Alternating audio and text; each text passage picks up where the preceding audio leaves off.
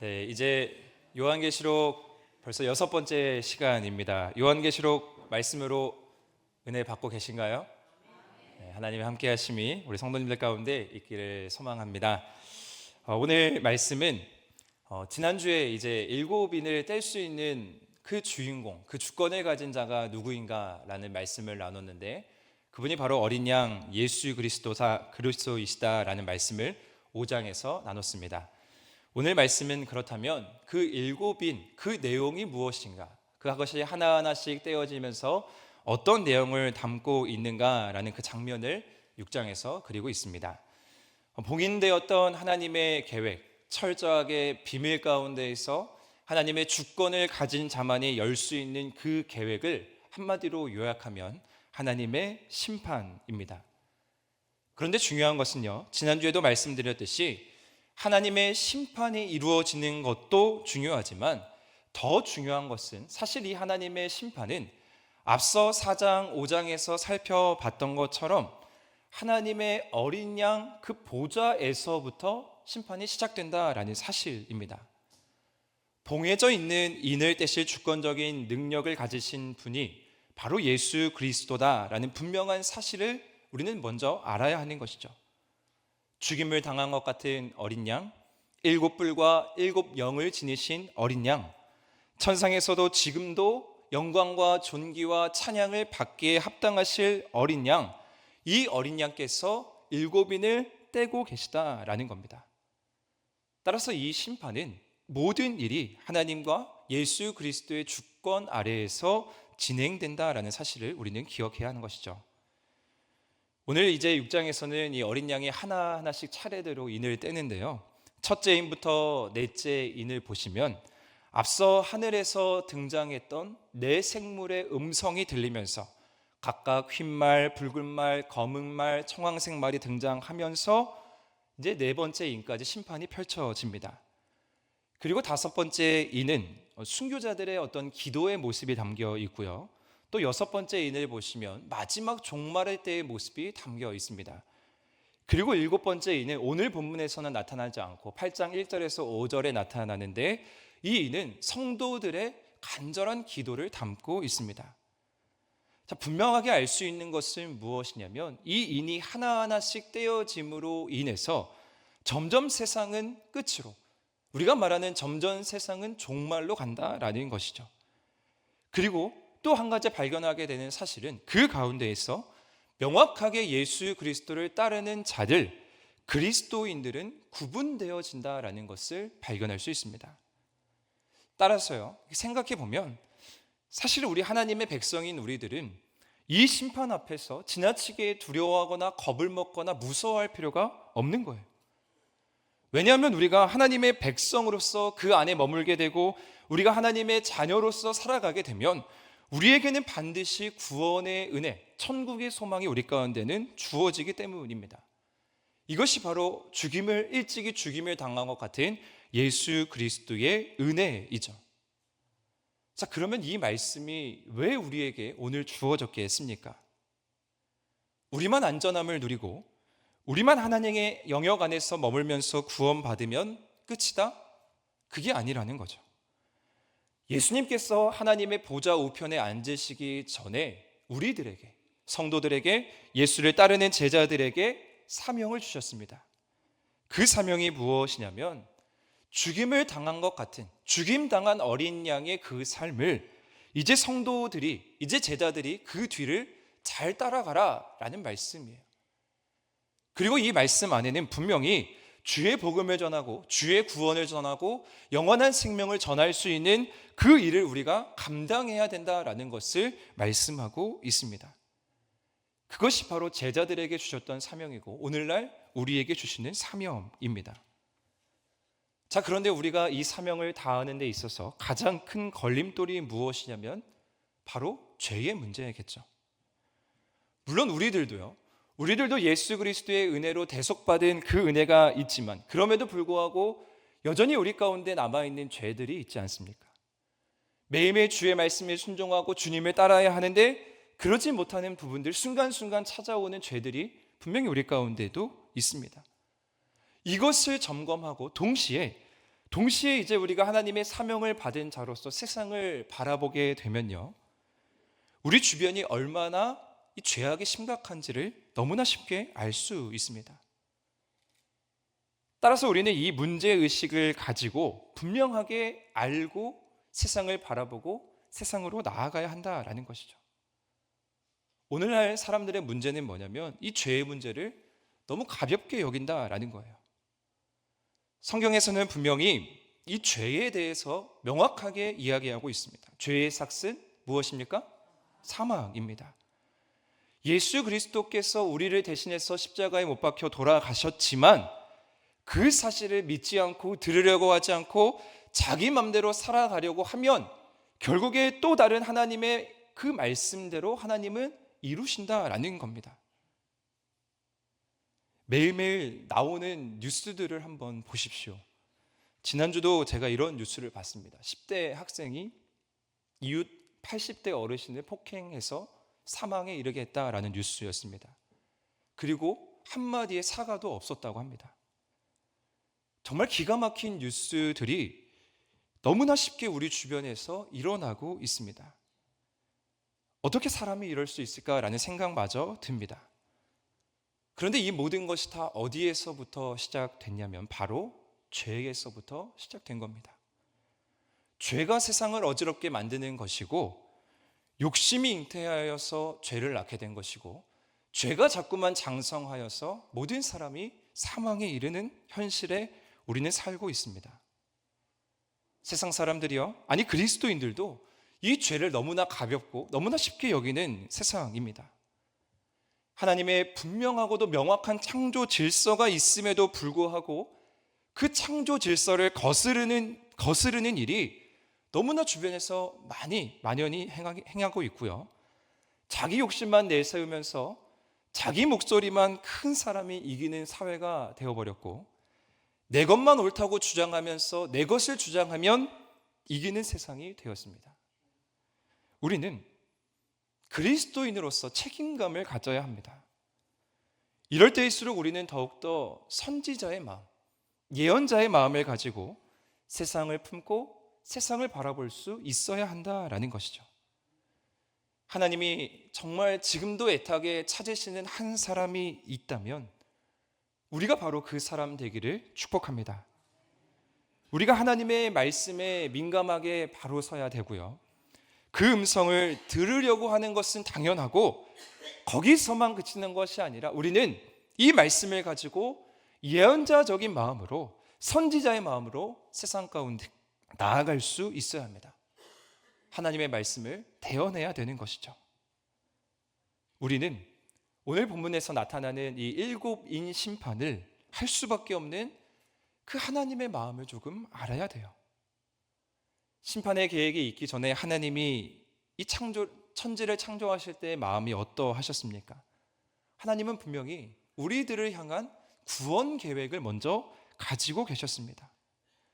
하나님은 천지를 창조하시고 인간을 창조하시고 모든 사람이 조화롭게 각자 맡겨진 바에 충성을 다하며 아름답게 살아가는 공동체를 꿈꾸셨습니다. 자, 그런데 인간의 죄악으로 말미암아 하나님의 그 계획이 틀어지게 된 것이죠. 그러나 하나님은 끝까지 포기하지 않으십니다.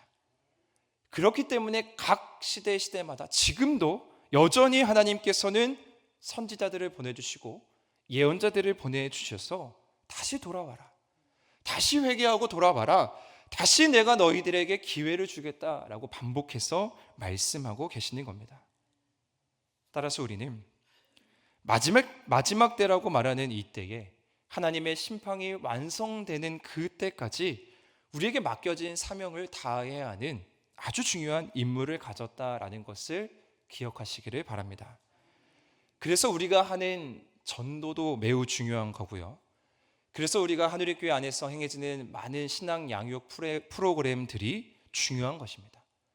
한 영혼이라도 더 주님을 알도록 죄 가운데에서 방황하고 죄 가운데에서 허덕이는 영혼이 한 번이라도 예수님을 들을 수 있다면 우리가 할 수 있는 최선으로 그들 가운데 나아가야 하는 것입니다. 오늘 나타나는 7인 심판을 보게 되면 이 심판을 통해서 죄가 얼마나 무서운지를 우리는 확인할 수 있습니다.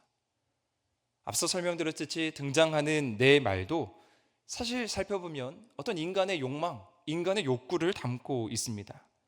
끊임없이 더 가지려고 하는 욕구, 자기 욕망, 과시, 정복하려고 하는 마음, 이러한 태도가 더 크고 더 큰 재앙을 불러와서 결국에 종말을 맞이하게 되는 거예요.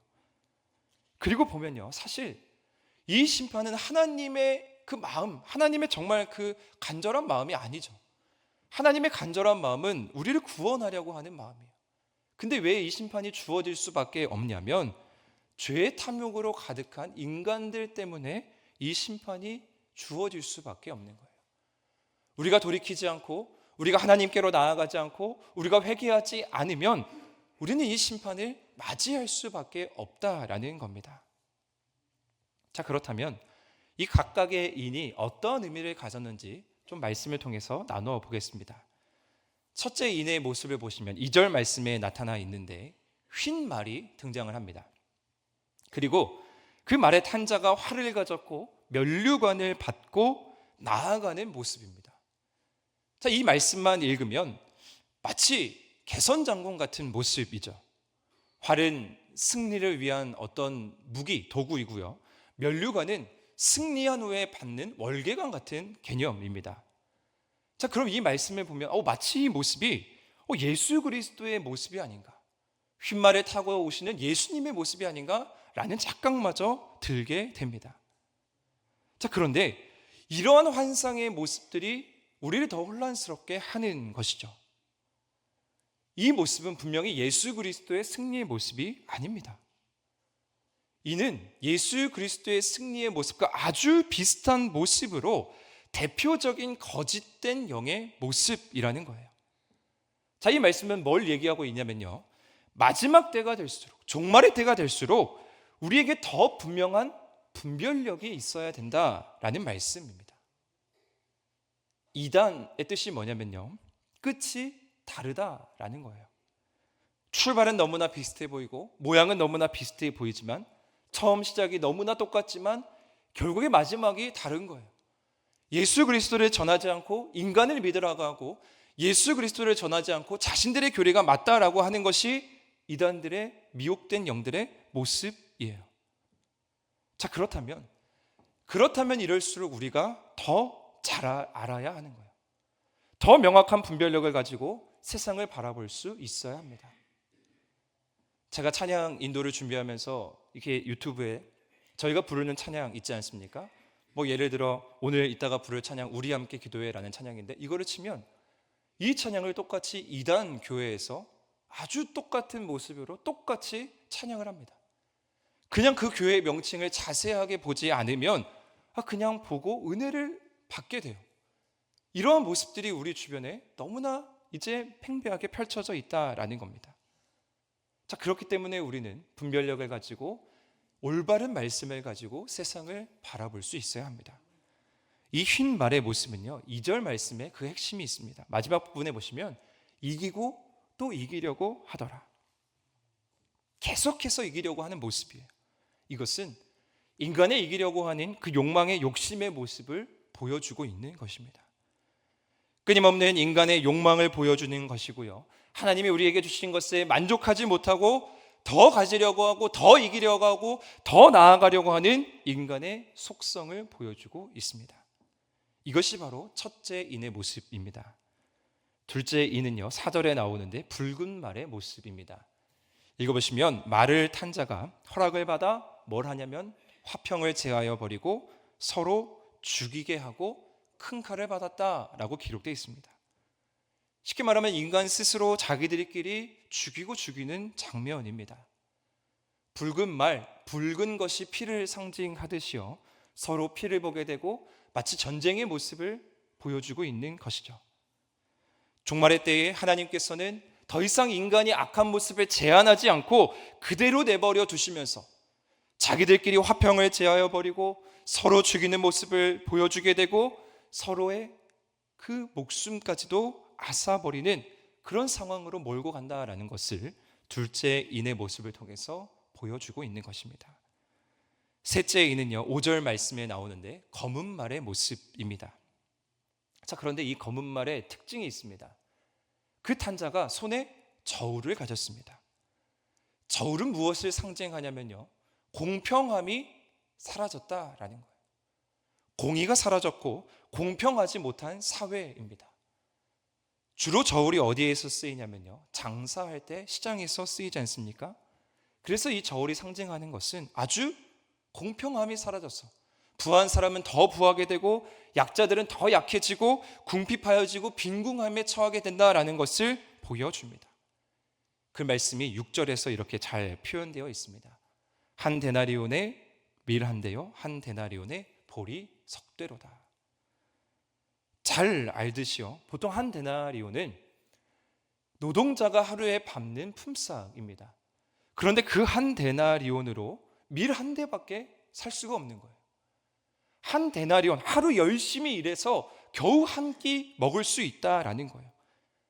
아주 절박하고 아주 기근이 심한 상태를 이야기하고 있는 것이에요. 이것이 바로 세 번째 인을 통해서 보여주는 마지막 때의 모습입니다. 넷째 인은요, 8절 말씀에 그 말씀이 기록되어 있는데 청황색 말입니다. 이 넷째 인에서 비로소 이 말을 탄 자에 대한 이름이 등장하는데, 그 이름이 뭐냐면요, 사망이고 음부라고 기록되어 있습니다. 결국에 이 네 말의 심판은 어디를 향해서 가고 있냐면요, 미혹된 자들이 나타나고 서로 죽이고 죽이면서 빈궁에 처하고 궁핍에 처하고 결국 어디에 이르게 되냐? 사망으로, 음부로 이르게 된다라는 거예요. 인간 욕망의 종착점이 인간 스스로 서로를 자멸한 결과를 우리는 보게 되는 것입니다. 그리고 이어서 다섯째 인의 특징을 보시면 9절 10절 말씀에 보면 죽임을 당한 영혼들이 제단 아래에 있어서 그들이 하나님께 기도하는 장면이 나옵니다. 하나님의 말씀을 전하고 하나님을 증언하기 위해서 죽임당한 영혼이 이 제단 아래에 있는데, 그 영혼들이 이제 나타나서 하나님께 탄원하는 기도를 올리고 있는 거예요. 어떤 기도를 이들이 드리고 있냐면요, 땅에 거하는 자들을 심판해 주십시오. 하나님, 이제 더 이상 그들이 잘 되는 것을 우리가 눈으로 보는 것이 아니라 우리의 피, 우리의 수고, 우리의 노력을 하나님께서 갚아 주십시오. 우리가 언제까지 고통을 당하며, 우리가 언제까지 죽임을 당하며, 우리가 언제까지 모욕을 당하겠습니까? 하나님, 이제 우리가 영광을 보게 해 주십시오 라는 기도가 이 다섯째 인에 펼쳐 있습니다. 자, 그런데 하나님은 분명하게 이 말씀에 응답하십니다. 우리 11절 말씀인데요, 한번 읽어보겠습니다. 시작.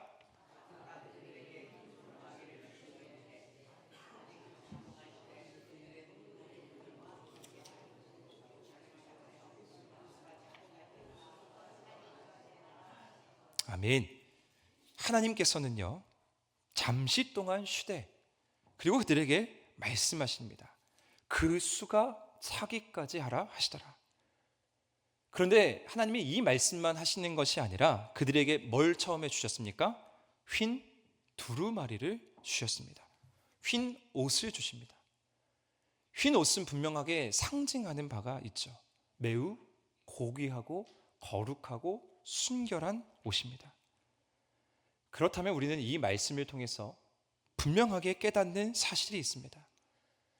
넷째 인까지 펼쳐지면서 인간의 탐욕과 욕망과 그 모든 것으로 죽음과 음부를 향해서 가지만, 우리가 그리스도인으로서 바르게 서면 우리는 휜 두루마리를 입을 수 있다라는 거예요.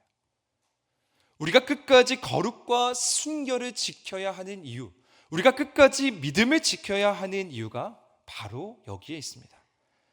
지금 당장은 아니지만, 지금 즉시는 아니지만, 하나님께서는 분명하게 순교자의 수가 차기까지 우리가 참고 인내하고 기다리면 하나님의 때에 하나님의 방법으로 일하여 주신다라는 것을 분명하게 얘기하시는 거예요. 하나님께서 옥중에 갇힌 베드로를 그 옥에서 열어주셨지만 결국에 베드로도 순교를 당하지 않았습니까?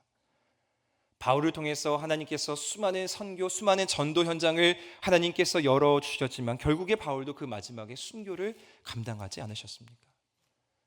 더불어 예수님께서도 이 땅 가운데 오셔서 하나님의 말씀을 전하시고 구원의 크신 역사를 이루시기 위해서 결국에 십자가에서 순교하지 않으셨습니까? 무엇을 얘기합니까? 이 순교라는 것이 하나님을 증언할 수 있고 하나님을 나타낼 수 있는 최고의 방법이라는 것입니다. 따라서 우리는요, 인내해야 돼요. 순교는 우리가 지금 이 땅에서 복음을 전하다가 우리가 목숨을 걸고 정말 오지에 가서 죽는 것만을 의미하는 게 아닙니다. 고난받는, 이 땅 가운데에서 믿음으로 고난받는 성도들의 모습입니다. 그렇기 때문에 우리는 순교하는 마음으로 우리는 끝까지 복음을 들고 세상 가운데 나아가야 되는 거예요. 예수님께서 마가복음 8장 35절에서 이렇게 말씀하십니다. 함께 읽겠습니다. 시작.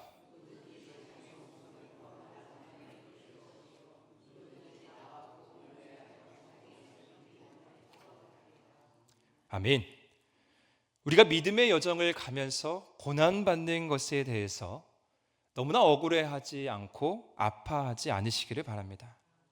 왜냐하면 그것이 바로 흰 두루마리가 우리에게 주어지는 길이기 때문입니다.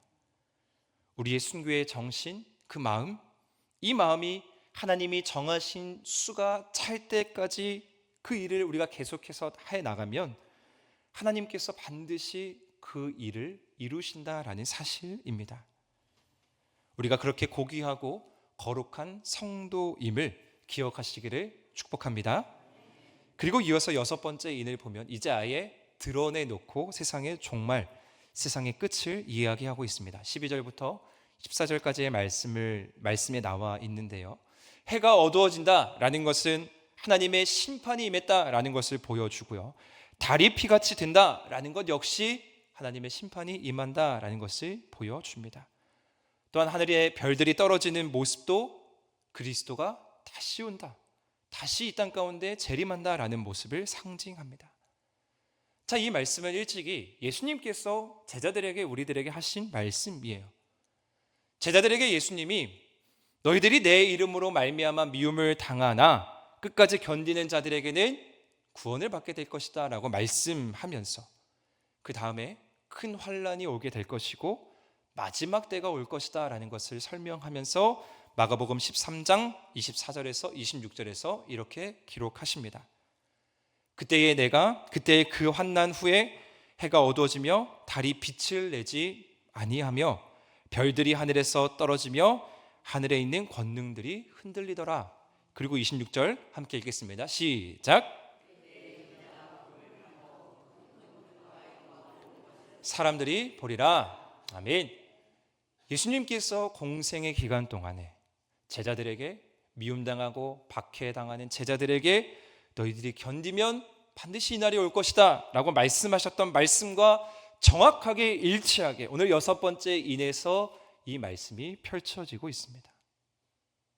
마지막 때의 진노의 날에 모든 사람이 결국에 하나님의 심판 아래에서 피할 길이 없고 다 숨으려고 하지만 결국에 이날에 그리스도인들에게는 최후 승리의 날이 될 것이고 결국에 이날에 우리가 하나님의 그 하늘 잔치에 초청받는 주인공이 될 것이다 라고 말씀하고 있습니다.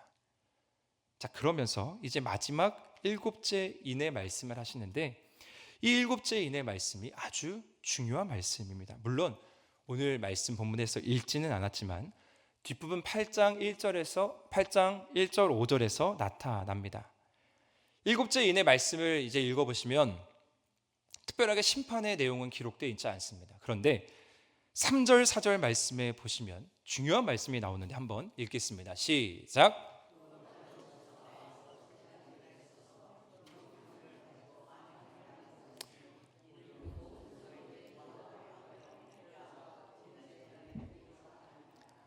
향연이 성도의 기도와 함께 천사의 손으로부터 하나님 앞으로 올라가는지라. 아멘. 마지막 7째 인에서 우리는 어떤 놀라운 비밀을 깨달을 수 있냐면요, 바로 성도의 기도로 그리스도인의 기도로 이 심판을 이뤄낼 수 있다라는 거예요. 그리스도인의 기도로 이 심판이 완성된다라는 것입니다. 사랑하는 성도 여러분, 우리는 분명하게 알아야 됩니다. 우리가 지금 하고 있는 이 기도의 힘이 얼마나 위대한지를 아시기를 바랍니다.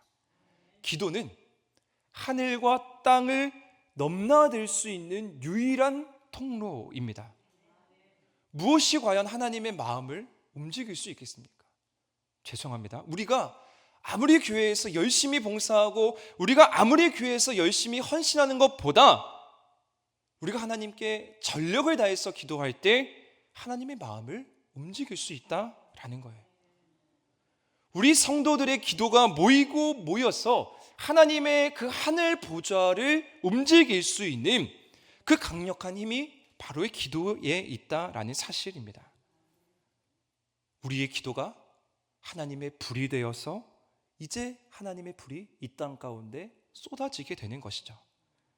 그래서 하나님의 관심은 어디에 있냐면, 물론 심판도 하나님의 주 계획 중에 하나이지만 제가 앞서 말씀드리지 않았습니까? 하나님은 결국에 우리를 구원하시기를 원하시는 하나님이십니다. 따라서 하나님의 관심은 우리 성도들의 기도에 있습니다.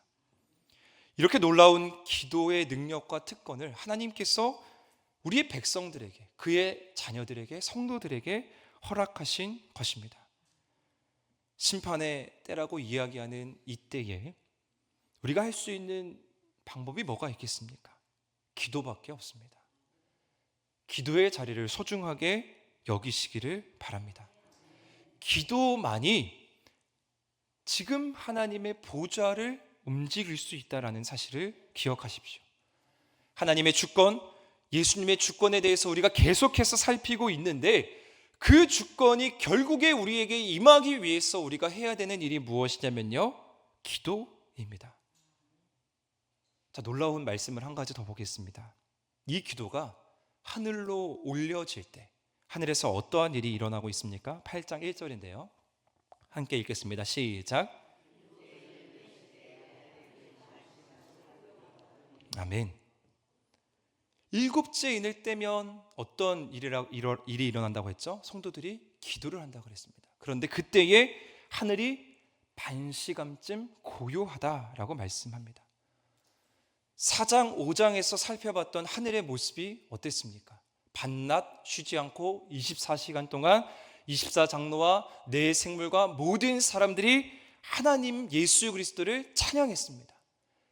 계속해서 찬양하고 계속해서 하나님께 영광을 돌리고 있는데 하나님께서 이제 잠잠해라, 고요해라 라고 말씀하십니다. 왜 그러냐면요, 이 땅 가운데에서 고난받고 있는 성도들의 기도가 지금 우리에게 들려지고 있으니 우리가 고요하고 우리가 침묵하고 우리가 잠잠하면서 우리가 성도들의 기도에 귀 기울이자라고 말씀하시는 거예요. 하나님은 천사들이 하늘에서 찬양하는 것보다 어쩌면 더 이 땅 가운데에서 그 성도들의 기도에 더욱더 많은 관심을 갖고 계시다라는 사실입니다. 이 얼마나 놀라운 일입니까? 이제 이 고요함 가운데에서 기도가 응답되면 비로소 마지막 심판이 이루어지게 되는 것이죠. 따라서 우리는 계속해서 기도해야 합니다. 우리의 기도가 쌓이고 쌓여서 정말 하나님의 보좌에 올라가는 그때까지 우리는 기도를 쉬지 않아야 합니다. 마지막 심판이 다가올 때일수록 기도가 중요하다라는 말씀을 계속해서 말씀드리고 있습니다. 다니엘이 조국을 위해서 3번 기도했던 것처럼요, 십자가를 지는 순간에 하나님의 뜻을 이루시기 위해서 정말 눈물이 핏방울이 될 때까지 기도하셨던 그 예수님의 그 기도처럼 우리도 하늘 보좌, 하나님의 마음을 움직일 수 있는 기도를 감당해 내시기를 축복합니다. 하나님이 이 땅 가운데에서 어떠한 목적을 가지고 계시고 어떠한 뜻을 가지고 있는지를 우리는 분명하게 알아야 됩니다. 그래서 예수님께서도 기도하실 때 뭐라고 가르쳐 주셨습니까? 먼저 그의 나라와 그의 의를 구해라. 이게 그래서 맞는 기도가 되는 거예요. 우리의 유익과 우리의 생각과 우리의 욕심을 위해서 기도하는 게 아니라 하나님의 그 보좌를 움직이고 하나님의 뜻을 움직일 수 있는 기도는 먼저 그의 나라와 그의 의를 구하는 기도가 되어야 하는 것입니다. 비록 우리의 기도가 스스로, 우리 권사님들께서 스스로 생각하셨을 때 하나님이 내 기도 들으시겠어? 하나님이 나 같은 자의 기도를 들으시겠어? 라고 생각하실 수 있겠지만 결코 그것은 잘못된 생각입니다. 우리가 미약해 보일지라도요, 우리가 힘이 없어 보일지라도 결국에 하나님께서는 우리의 기도를 들으십니다. 하나님의 그 크신 뜻, 헤아릴 수 없는 뜻, 그것을 이룰 수 있는 유일한 방법이 기도의 능력이라는 것을 믿으시기를 바랍니다. 제가 학창시절에 기독교적인 교육법이라고 해서 많은 책들이 이렇게 나왔습니다. 그때는 막 인터넷 매체들이 발달하지 않을 때여서요. 그래서 기억이 나는 책이 있는데 제 이름과도 같아서 아직도 기억이 나는데 다니엘 공부법이라는 책이 있었습니다. 저자도 기억이 납니다. 김동환 전도사님인지 목사님인지 아무튼 그분이 책을 쓰셨는데 이런 공부법 같은 책을 읽으면서 어떠한 문구가 유행이었냐면요. 나는 기도하고 하나님은 공부한다. 나는 기도하고 하나님은 일하신다. 이거에서 조금 변형된 말이었습니다. 그래서 중고등학교 때 제가 A4 용지에 그걸 뽑아서 책상에 붙여놓고 기도했던 기억이 있었습니다. 자, 제가 시험 기간만 되면 하나님께 열심히 기도했어요. 하나님, 모르는 문제도 맞게 해주시고 찍어도 맞게 해주시고 공부한 것도 맞게 해주십시오. 자, 뭔 기도입니까? 100점을 맞게 해달라는 거예요. 자, 그런 마음으로 기도했습니다. 내일 이제 우리 아이들 수능을 보는데 그런 축복이 있기를 바랍니다. 자, 지금까지 공부한 것, 열심히 한 것 하나님 다 이루어 주십시오라는 그런 막연한 하나님을 믿는 기도였어요. 근데 제가 그렇게 그 결과가 나왔겠습니까? 안 나왔습니다. 찍는 거는 다 틀리고요. 모르는 거는 손을 댈 수가 없었어요. 근데 무엇을 얘기하냐면 기도에 능력이 있다라는 거예요. 기도에는 힘이 있다라는 거예요. 물론 우리가 하나님께 말도 안 되는 요구를 할 때도 있습니다. 그런데 보십시오. 우리 예수님께서 뭐라고 말씀하셨습니까? 너무 좋아하는 말씀이실 텐데 누가복음 11장 우리 11절 13절 우리 길지만 함께 읽겠습니다. 시작. 너희 중에 아버지 된 자로서 누가 아들이 생선을 달라 하는데 생선 대신에 뱀을 주며 알을 달라 하는데 전갈을 주겠느냐? 너희가 악할지라도 좋은 것을 자식에게 줄 알거든 하물며 너희 하늘 아버지께서 구하는 자에게 성령을 주시지 않겠느냐 하시니라. 아멘. 악한 사람도요, 오늘 말씀과 연관하면 죄가 많은 사람들도 자식들한테는 좋은 것을 준대요. 자, 그런데 우리에게 적어도 이 믿음은 있지 않습니까? 적어도 하나님이 우리에게는 우리의 기도를 들어주시고 하나님이 우리에게는 좋은 것을 더해 주신다. 예전에는 제가 휴게소를 가거나 마트를 가거나 약국 같은 데를 가게 되면요, 그 앞에 있는 이렇게 장난감들, 막 이렇게 길거리에서 노상에서 판매하는 장난감들, 그리고 캔디들, 과자들, 그런 게 막 발에 거슬릴 정도로 입구에 있는 것들이 이해가 안 됐습니다. 자, 그러면서 저런 걸 누가 사나? 저기 이렇게 쭉 들고 거기서 좋은 거 사면 되지, 저런 걸 왜 여기서 사나 했는데 아이를 데리고 가니까 그 마음을 알겠더라고요. 아이 눈높이에 딱 맞는 장난감 위치, 아이 눈높이에 딱 맞는 과자 위치, 그러면서 애절하게 아빠를 부릅니다. 자, 그러면 그냥 지나칩니까? 사줄 수밖에 없습니다. 그래서 그렇게 집에 쌓여있는 장난감이라고 칭하는 쓰레기들이 한두 개가 아닙니다. 자, 그런데 이것이 하나님의 마음 아니겠습니까?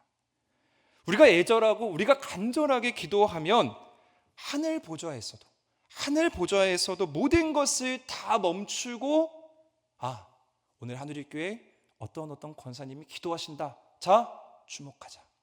이렇게 하나님께서 말씀하신다라는 거예요. 일곱인의 심판이 쭉 들어보시면서 오늘 이 시대의 모습과 너무 닮아 있지 않습니까? 서로 사람을 죽이고 전쟁이 일어나고 기근이 일어나고 미혹된 영들이 넘쳐나는 이 시대. 그래서 지금이 마지막 때라고 말하는 것도 이해가 되는 것이에요. 자, 그러면 우리는 오늘 부담감을 가지고 우리에게 주어지는 기도 제목이 너무나 많이 있습니다. 죄악이 가득한 이 세상을 향해서 기도하시기를 바랍니다. 우리나라를 위해서도 기도하셔야 합니다. 그리스도인들이 더욱 깨어서 하나님의 뜻만이 이 땅 가운데 이루어질 수 있도록 우리는 기도해야 합니다. 여전히 미혹된 수많은 영들로 인해서 방황하는 자들을 위해서 우리는 구원이라는 이 귀한 선물을 가지고 기도해야 합니다. 또한 우리 개인의 영역에 문제가 있으십니까? 그것을 가지고도 포기하지 않고 끝까지 기도하시기를 바랍니다. 왜냐하면 하나님 반드시 우리의 기도를 들으시기 때문입니다. 그 놀라운 축복이 우리 성도님들 가운데 넘쳐나기를 소망합니다.